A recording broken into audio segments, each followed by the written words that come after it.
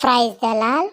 ఈరోజు మనం మరియా మార్తా లాజరు స్టోరీ మన బైబిల్ గ్రంథంలో నుంచి నేర్చుకుందాం. ఆ పిల్లలు బెతనియా అనే గ్రామంలో వీరు ఉండేవారు అనమాట. మరియా మార్తా తన సహోదరుడైన లాజరు. అయితే లాజరుకు రోగి అయి ఉంటాడు.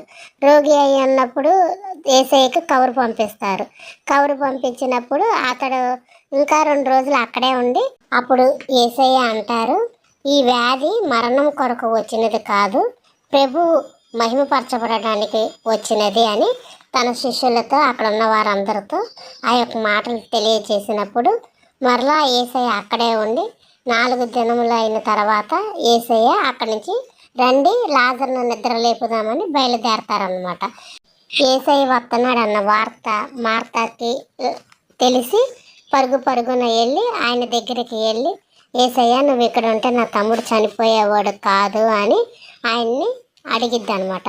అడిగినప్పుడు ఆవిడ దగ్గర తీసుకొని నీవు నమ్మితే దేవుడి మహిమను చూస్తావు అని యేసయ్య చెప్తారనమాట.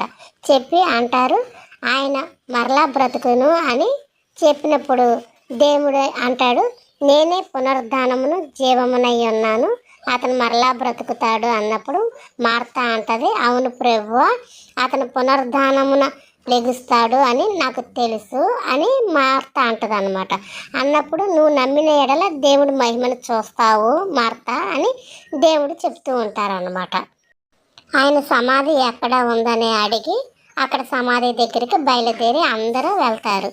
వెళ్ళినప్పుడు అక్కడ చాలామంది ఏడుస్తూ ఉన్నప్పుడు మరియా మార్తను చూసి కూడా యేసయ్య కూడా కన్నీరు విడుస్తాడనమాట. విడిచి అక్కడ ఉన్న వారికి చెప్తాడు, ఆ రాయిని తొలగించండి అని చెప్తాడనమాట. రాయిని ఎప్పుడైతే వారు పక్కకు నెట్టి వేస్తారో అప్పుడు యేసయ్య అంటారు, లాజరు బయటికి రా అని కేక వేస్తారు. అప్పుడు పీత వస్త్రాలతో చుట్టబడిన లాజరు బయటికి వస్తూ ఉంటాడనమాట. వస్తూ ఉన్నప్పుడు అక్కడ ఉన్న వారితో చెప్తాడు, అతని ముఖమున ఉన్న ఆ కట్లన్నీ కూడా ఆ ముఖము ఉన్న వాళ్ళన్నీ కూడా విప్పివేయండి అని తన వారితో చెప్పినప్పుడు అక్కడ ఉన్న వారందరూ కూడా అది విప్పివేస్తారు. లాజరు అయితే సజీవంగా బ్రతికి ఉన్నాడు అన్నమాట. అక్కడున్న ఇజ్రాయేలీలందరూ కూడా ఆ కార్యం చూసి దేవుని యందు విశ్వాసం ఉంచుతారనమాట. దేవుడు చేసిన అద్భుతమైన కార్యం వైపు వారందరూ చూసి దేవుని మహిమపరుస్తూ ఉంటారు. గాడ్ బ్లెస్ యూ పిల్లలు.